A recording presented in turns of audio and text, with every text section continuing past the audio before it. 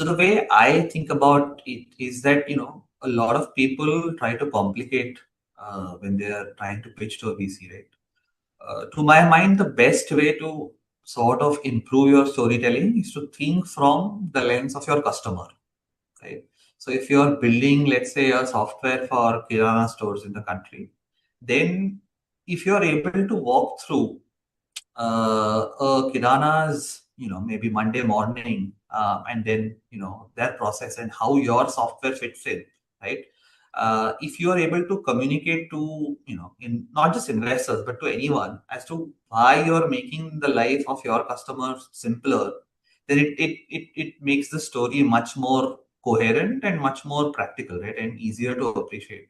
I think what gets lost is, when people try to use a lot of jargons, they try to, throw in a bunch of words that sort of, sound fancy, but don't really explain what is it that you solve, right? So I think my advice here would be to always start from the customer, right? Try to, and the way that I sort of judge a pitch is that if you cannot explain your business, right, in less than 5 minutes to someone who's not from your industry, and who you consider, to be reasonably smart, then you're not doing a good job, right?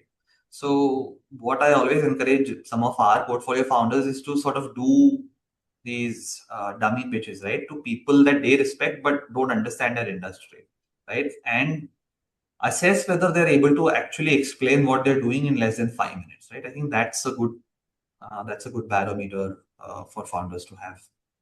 So I'm just curious, like if I was a founder, say, like what would I include in this dummy pitch or any kind of pitch deck when I'm trying to get investors on board? Like, is there some best practices or anything that you could share on that front, or anything that Malpani Ventures looks for particularly in the pitch deck?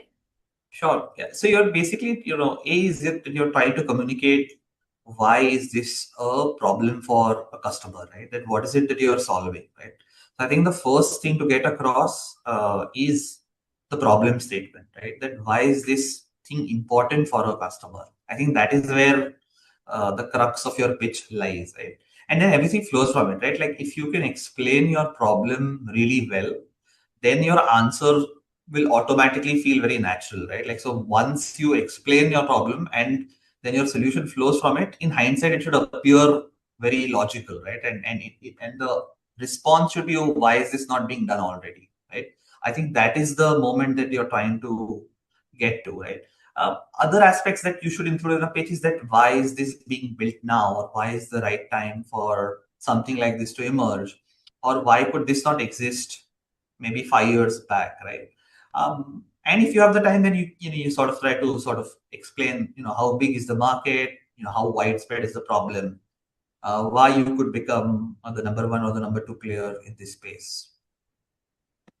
Those are some really good insights. And then let's cap it off with what are some of your biggest lessons and insights as someone working in this kind of ecosystem of funding startups, finding startups? Like, what have been these big learnings? Also, working with Dr. Malpani and a team behind you. And, you recently, I think last time we spoke, you were having a different role, and now you're having a different role. So, what has that transition been like?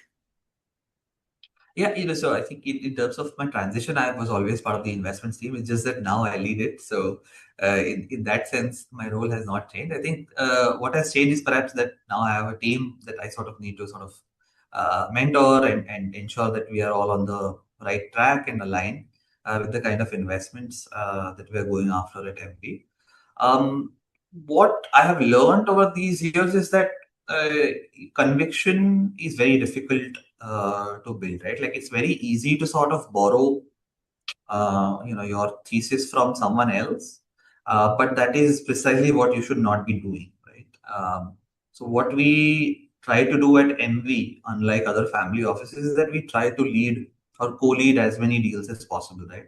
Because we want to build our own conviction, right? Now, I'm not saying this is right or wrong, and this may be foolish as well.